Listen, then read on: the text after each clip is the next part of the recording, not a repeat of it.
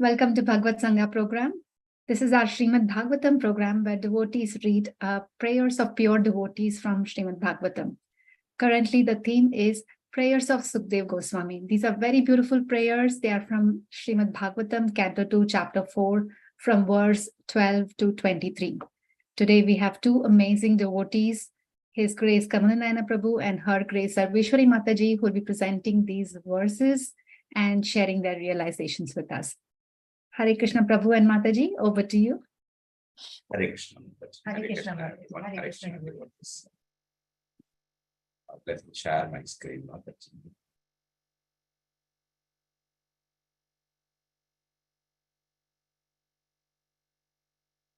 Are you able to see my screen, Mataji? Yes, Prabhu. Prabhu, your volume is a little low, so if you can come a little closer. I don't know if it's for others also. Let me increase it. It's full volume only. Okay. Sure, Prabhu, go ahead. But are you able to hear me or not? Yes, able to hear you, Prabhu. Okay. Yes, please start, Prabhu.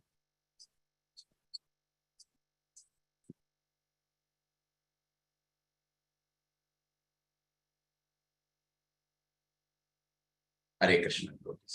Om Namo Bhagavate Vasudevaya. Om Namo Bhagavate Vasudevaya. Om Namo Bhagavate Vasudevaya.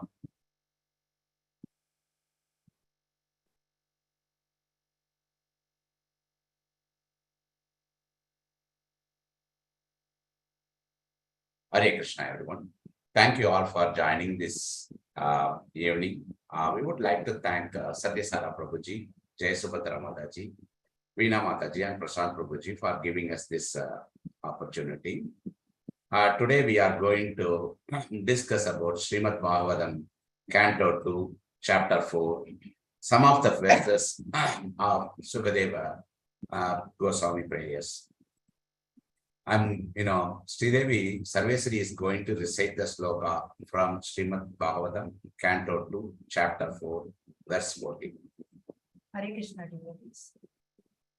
Namo namaste sprashavaya sattvatam vidurakashtaya muhupuyokinam nirasta samyati sayena radasa savadamani brahmani samsyate namaha.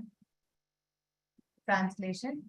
Let me offer my respectful obeisances unto him, who is the associate of the members of the Yadu dynasty, and who is always a problem for the non-devotees. He is the supreme enjoyer of both the material and spiritual worlds, yet he enjoys his own abode in the spiritual sky. There is no one equal to him because his transcendental opulence is immeasurable. We offer our prayer to our Guru. Om Jnanatimanandasya Jnananjana Salakaya Saksuram Militam Yena Tasmai Sri Guruve Namaha. So this prayer, the Sukhdev Goswami and Parikshit Maharaj, so many devotees already covered about the situation, the mood of this prayer, between the Parikshit Maharaj and Sukhdev Goswami. So I don't want to go in detail about that backdrop, but I will say, just in two sentences, why this Sukhdev Goswami is offering this prayer to Lord Supreme Lord Sri Krishna. Basically, Parikshit Maharaj asked several questions to Sukhdev Goswami about creation and other things. So before answering those questions, Sukhdev Goswami, prayed Supreme Lord. That's because he get that, when he prays to Supreme Lord gives empowerment to give the correct answer. So we also do that. Even before this class starts, we are saying that, the Guru prayer, that Om Jnanatimanandasya. So it's kind of, I am going to give answers for Parikshit Maharaj questions. So you please give me all strength. That's a prayer. So that's what, when he prays that, he is glorifying, Sukadeva Goswami is, glorifying Supreme Lord, like this. Those are the verses from 12 to 24, I believe, 24. But, we are going to cover a couple of verses since we don't have enough time for that. So that's why Sarveshvari recited, 14th sloka. We will talk about this particular sloka. What are the important points in this sloka? What Prabhupada is saying in this sloka? There are a few points, I collected, and also I will tell my realization also. The very first important point here is, the Lord, Supreme Lord, ability to maintain the contradictory stance of universal impartiality and partiality. So there is another stance, like, transcendental stance, but, this is in the universal, like he is taking, how he is maintaining, Supreme Lord, how he is maintaining impartiality, at the same time, partiality also. I was, thinking about this. I just wanted to tell this incident. This may be, helpful understanding this. Couple of weeks back, I witnessed this incident during the Sunday Feast program. When Prabhu was giving the class, I don't want to tell the name of Mataji and other things. I just want to tell the incident. Prabhuji was giving the class about Bhagavad Gita, and then everyone was sitting and listening to the class. And Mataji, one Mataji, she has a son and daughter. The son was actively sitting and listening the class. And sometimes, whenever the Prabhuji was asking the questions, he is actively giving the answers, right answers. So Prabhuji says, really nice, very good answer, kind of. When I watched that Mataji's face at that time, it's kind of blossom, like, 1,000 watts bulb. She is smiling and all those things, whenever he answers, whenever he actively listens to the class. So because, the Mataji is feeling proud that, my son is actively listening the class and he is able to give the answers also. But at the same time, her daughter was playing on the phone, cell phone, mobile phone. She was looking at something and playing on it. When the same Mataji looked at her daughter, she was so mad and she slapped on her head, just a simple, slap. And, she said, watch the class. What Prabhu is saying. Then she grabbed the phone also from her. This is the face, just a minute ago, she was, smiling and, her face was like 1,000 light bulb. But now, all of a sudden, the mood changes. Now, here, Mataji, so both of them are, son and daughter. She is doing impartiality based on their action. One person, that the son is actively listening to Krishna, but the daughter is not listening to Krishna. So she is doing the partial thing, between them, smiley face and the shadow face, all those things, because she wanted to correct her daughter in a right way. The same Mataji, on the same day, I watched when everyone was taking the prasadam. She took the prasadam and some fried items was there. And she went and gave the daughter, you like this fried item more, so you have it. So look at here. Here, and also she put something for son also. So with the same mood of love. So here, she is not doing any impartiality. When the basic necessity things comes, she is fulfilling their needs.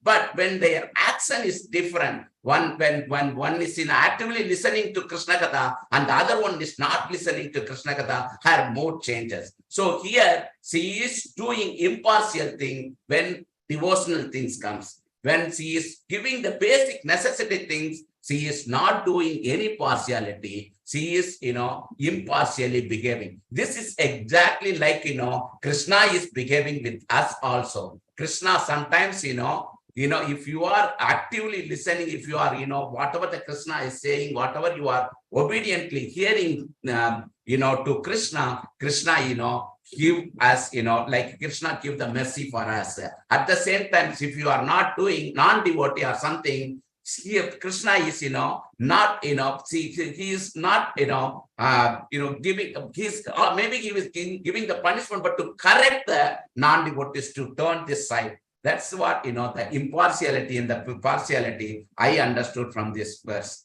And the second thing, Krishna here, like, the another thing is, the transcendental stance wise also, Krishna is taking two different things. One is, he is closely associating with devotees, like, as a friend, real-time player, as a friend, as a mother, as a brother, all those things. But at the same time, he is also giving the association for impersonalist also, one who is interested in the, Brahma Jyoti, effulgence. So he is taking two different transcendental stance. One is for giving the real-time association. He wanted to play with them. He is joking with them, laughing with them, gopas and gopis and everyone. But in the other way, suppose if someone wants to say that, I don't want to see you, so I don't want to play with you in real time. I just want to, hear whatever, I just want to see your energy enough. That's enough. Krishna does that also. Krishna fulfills that also. But as I said before in the class, some of the classes, when you get a chance to play with the celebrity in person, if you want to have a dinner with the celebrity one-on-one, or, with on the same table, which one do you prefer? You prefer to go and sit with one-on-one, or, he comes on that video and you sit on your table and watching the celebrity on the TV. Which one do you prefer? I prefer that, one-on-one relationship. I want to see them real close, also I want to play with them, all those things. I want to create a personal relationship with them, not seeing them in any energy form and, imagine that, this is how it is. I don't want to do that. So the impersonalist, needs to understand this. Also, the third point here is, Supreme Lord is far, far away from the mundaneness. Why mundaneness means what? The material people not involved in the spiritual thing, because they speculate the things more. Maybe they could be scientist, doctor, or somebody, but they don't have a spiritual, spiritual knowledge, or spiritually they don't want to mingle with that. Those kind of people, Lord is, far away from them, because they don't know what is going on this material world, material sky itself. Right now, we are sending the rocket to the Chandrayaan and everywhere. But still in India or any other plot also, even America is sending rocket moons and everything. But still people, they don't have a 3 food for three meal a day. So, they are advancing, but that's not the true advancement. True advancement is, everyone has to have a spiritual knowledge. Everyone's stomach should be filled with the transcendental, with the prasadam. And also everyone should have a spiritual knowledge. Then only, they can go beyond this life. But, the world leaders are forgetting that, and they are wasting their energy and time on, inventing new things. Maybe they can go, 1 or 2 planets above from us, but they will never be able to go to that, spiritual sky. So that's the reason, Supreme Lord is, far away. So Sukhdev Goswami is praying, you are far away from them, but you are very close to that, pure devotees. That's the another point. 5th point here is in this verse is, Supreme Lord is, enjoyer of both material and spiritual planets. So we all know that, Supreme Lord, Sukadeva Goswami is praising that you are the enjoyer of both material and spiritual planets. But Krishna himself said this in Bhagavad Gita 10.8. Krishna clearly says, Agam sarvasya prabhavo matta sarvam pravartade idi matva bhajante mam bhudavava samanvitaha. The translation of that verse goes like this. I am the source of all spiritual and material worlds. Everything emanates from me. The wise who perfectly know this engage in my devotional service and worship me with all their hearts. So Krishna very clearly says, I am the source of the material and spiritual world. Everything comes from me. The mundaneness, those who are not, believing in God or Krishna or anyone, they need to understand that, they have to have this kind of knowledge. Who will have this kind of knowledge? One who studies Vedas, one who listens to the class from the bona fide spiritual master, one who gain the knowledge about Krishna. They will understand this very clearly. This is what in the fifth point. The sixth point, and also Krishna says, his personal about Sukhdev Goswami says, your personal about Swadama. Swadama is what? Swa means mind. Dama means my place. So my place is, self-eliminated. There is no need of sun and moon or anything needed to get the power or anything. Now we have electricity and all those things, but there is no need of anything. This is what in the Bhagavad Gita and also Upanishads, it says, the Bhagavad Gita 8:15.6, it says, the supreme abode of mind is not illuminated by the sun or moon, nor by the fire or electricity. Those who reach it never return to that, material world.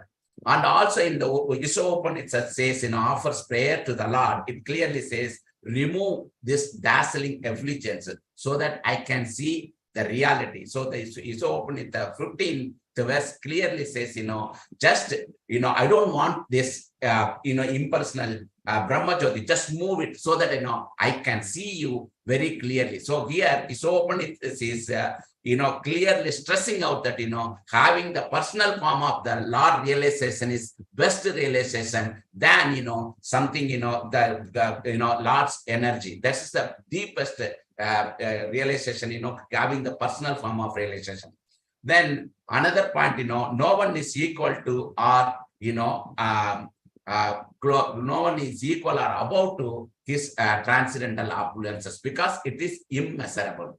This is what, this first verse, the 14th verse I gathered about my realization. Now Sarveshvari will talk about the 15th verses. Yat Kirtanam, Yat Smaranam, Yat Tishanam, Yat Vandanam, Yat Sravanam, Yat Arhanam, Lokasya Satyo Vidunoti Kalmasham Tasmai Subhatra Sravase Namo Namaha. Let me offer my respectful obeisances unto the all auspicious Lord Sri Krishna, about whom glorification, remembrance, audience, prayers, hearing, and worship can at once cleanses the effects of all sins of the performer. Okay. In this verse, Sukadeva Goswami is describing 6 ways of connecting with the Lord. If you watch closely, watch that, I will move the slide. Sorry, it is, I forgot to move the slide. So, if you watch this slide, there are 6 things, 6 ways you can connect with the Lord. First one, Yat Kirtana, meaning praising the Lord. When you praise the Lord, you can connect with the Lord. Yat Smaranam, when you remember the Lord, you can connect with the Lord. Yat Ikshanam, that means when you are seeing the Lord, you can connect with the Lord. Yat Vandanam, when you offer the prayers to the Lord, you can connect with the Lord. Yat Shravanam, the Shravanam, hearing about, when you hear about the Lord, you can connect with the Lord. Yet Arhanam, which means when you worshiping the Lord, you can connect with the Lord. So there are 6 ways of connecting with the Lord. We will see little detail about this, each and everything. Yet Kirtanam, that means, glorifying the Krishna's name, form, guna, and pastimes. You are glorifying. So Kirtanam means what? Chanting. Chanting is the best thing. Chanting is the Kirtanam. And or, singing the Lord's glorifications with the other devotees. We are doing it at, temple. Or even speaking about Krishna's name, form, guna, leela, and everything. So right now what I am doing, that is also Yat Kirtanam. So you are speaking about Krishna's name and form and also the past tense. So everything. So this is called Yat Kirtanam. And yes, Smaranam, the remembering the God. How do you remember the God? I don't understand. How do you remember that? Until you hear that about God, until you gain the knowledge about God, you can remember. How do you remember continuously about God without 1 minute wasting? When you have a true love, if suppose you have a friend, if your friend is close friend means what? Without any conditions attached, you have a love for them. So you always remember. Like mother is always remembering the son. How? Because there is no conditions attached in between their love. Like that, if you have a true, pure love towards Krishna, then you can always remember Krishna. That's what, smaranam. So only when you when you appreciate Krishna, when you glorify Krishna, you will get the remembrance about the persons. So remembrance is the root for Sravanam and Kirtan. And yet Ikshanam. So Yadikshanam means, seeing Krishna. How we can see Krishna? In the form of deity form. So Supreme Lord, Krishna descends in the form of deity. Even though the deity is made of stone, wood and other things, other materials, matters, but when they inject the prayers and install the deity, then it becomes, actual Krishna. There is no stone or wood or anything. So by seeing them, you are looking at the God, Lord itself. By this, you can connect with Krishna. Yet Vandanam. That means, offering the prayers to the Lord. There are different prayers. Prahlad Maharaja prayers. We, in the BhagavatSanga, we covered so many prayers. Prithu Maharaj prayers, Prahlad Maharaj prayers. Even right now, what we are discussing, this Sukhdev Goswami prayers. So all these prayers, what is the use of these prayers? It is used to connect with Krishna. When you pray, when you glorify Krishna through prayers, you are actually connecting with Krishna. This is the effective way of connecting our consciousness with Krishna, the Krishna consciousness or God consciousness. Then another, the Yak Saravana. Yak Saravana means, we have to hear glories of Krishna from the bona fide spiritual master, not from mundaners, not from anybody, but you have to hear it from bona fide spiritual master. As Prithu Maharaj stated that we should feel that, we won't have, 2 years won't be enough for hearing the Krishna's glories and pastimes, because we need millions and millions of years to hear these pastimes from the pure devotees of Vaishnavas, pure devotees' mouth, the Vaishnavas. So this way, when you hear it, you are actually connecting with the Krishna. Not only that, prayers, but, the acharyas commented on the prayers, like Srila Prabhupada. Because of Srila Prabhupada, we are discussing here. So Srila Prabhupada, Chaitanya Charitamrita, all those things, all the lectures and everything, you need to hear it from bona fide spiritual master. Then, yet Arhanam. That means, we can connect God with by doing puja. So when we are offering the puja, so we can connect with the Lord very easily. When we are doing the puja, any kind of puja, even Krishna says, we don't need to do big, kind of puja. You can just, patram, puspam, palam, toyam. So you can offer anything, water, flower, or anything, whatever you have, but do the puja and Krishna will be happy. So when you do that, Krishna is, connecting with you. So we can connect with Krishna, the Supreme Lord, by one of these or all of these methods. So we need to do Yat Kirtanam. What does that mean? Yat Kirtanam, Yat Smaranam, Yat Ikshanam, Yat Vandanam, Yat Charavanam, and Yat Arhanam. So all these methods, 6 methods, you can connect with that. But when I do all these things, what is the benefit I am getting? That's the most important thing we need. Otherwise, we will not do anything. So the next 2 lines, in the verse, describes about what benefit we get. The next line, Logasya Satyo Vidunoti Kalmasham. That meaning Krishna mercifully remove all contaminations from the heart. So Krishna says, when you do one of these or all of these methods, he will remove the, effect of sins from our heart, contaminations from our heart. So Lokasya means, all people. Kalmasha means, effects of sins. So he will remove the effects of sins from all, for all people, cleaning the things. That's what Krishna will give us benefit. And also another benefit, Sukhdev Goswami is saying that, Dasmai Subhatra Sarveshvari Namo Namaha. So, since Lord is going to clean the effects of the sin, so Lord is cleaning the effect, I am going to offer my humble and respectful obeisance to Supreme Lord. So who is Supreme Lord? Supreme bestower of all auspicious. So when I do all these, all these different type of connecting with God, like hearing, chanting, anything. So Krishna, bless me. Krishna will remove the sins from my heart. And because he is the supreme bestower of all auspicious. So that is the third verse, but almost 728.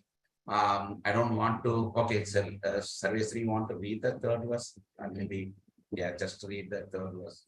Vichakshana yaccharanopasatanaat sangam yudasyopayon yatuntaratmanah vitantihi brahma katim kataklamastasmai subhatra sravase namo namah. Let me offer my translation. Let me offer my respectful obeisances again and again unto the all auspicious Lord Sri Krishna, the highly intellectual, simply by surrendering unto his lotus feet, are relieved of all attachment to present and future existences without a difficulty progress towards spiritual existence. So what this verse particularly says, this says in a previous verse continuation, what is the benefit we are going to get when we do that connecting with the Lord? If you simply surrender unto lotus feet of Supreme Lord, then you will relieve from all attachments, not only present, also future. How do you remove the attachments from the future? I can understand. If I am listening the class now, I am, removing from the attachment by this moment. But how Krishna, Sukhdev Goswami is saying that, it will remove the attachment from the future also. How? It's because if we are not listening this, and what we will do some karma kanda activities. When we do the karma kanda activities, we incur reaction for this, either good or bad. So in the future, that is going to come back. Then that is going to be an attachment for us. So we have to again take the birth again and again. So that's the reason Sukadeva Goswami, clearly says here, not only the present, in the future also, you will remove from all attachments, because I will not incur any karma. So I will stay in the spiritual practice forever. So this is, and also 18.64, Bhagavad Gita 18.64 to 66 clearly says that, Krishna clearly says, recommends to all devotees become, unalloyed devotees. This is what referred in 18.64 and 64 to 66. Since it is 7:30, I'll stop it here. I don't want to go overboard on anything. Sorry if I hurt any of your feelings. If I misspoke something, please forgive me. Also, I want to say one thing. Every Monday evening, we are Satyasara Prabhu is giving class about Krishna Katha. Like this, it's a beautiful, it is in a different form. It is not only hearing the stories about pastimes. When we hear the stories, we will know, the conclusion of the pastime is one point. But here, Satyasara Prabhu is, each and every moment with reference, to the verse, what it is happening, what we are learning. It's a detailed Krishna Katha. So if you have a time, every Monday evening, 7:30, please come to the temple. It is in person only, no Zoom. Please come to the temple and attend. Thank you so much. Hare Krishna. Thank you, Mataji. Thank you. Hare Krishna, Prabhu and Mataji. That was such a fantastic class. Mataji, you recited very beautifully. Prabhu, you very nicely. I wish we had more time and covered this full verse. But you went through the verses in detail and explained what those verses mean, the essence. And you started out with a very beautiful example, a real practical example, and connected with how Krishna sees his devotees and non-devotees. That was very easy to understand.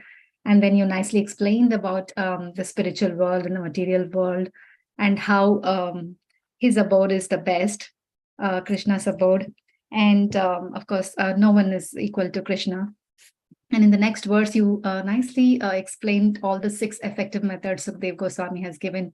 And with practical examples, you explained what those methods are and how it is beneficial for us to cleanse our sins. And that is a very, very powerful, right? There is a clearly indication of how we can get rid of sins and how we can connect to Krishna.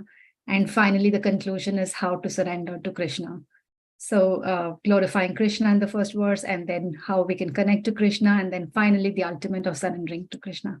So wonderful verses, Prabhu. Thank you so much. Thank you, Mataji, for the wonderful class. With that, devotees, we are concluding the BhagavatSanga program today. Thank you all so much for joining. I know it's in the middle of the week, but it's so wonderful to see all of you all here in the class. Thank you all so much. See you all next week. Hare Krishna.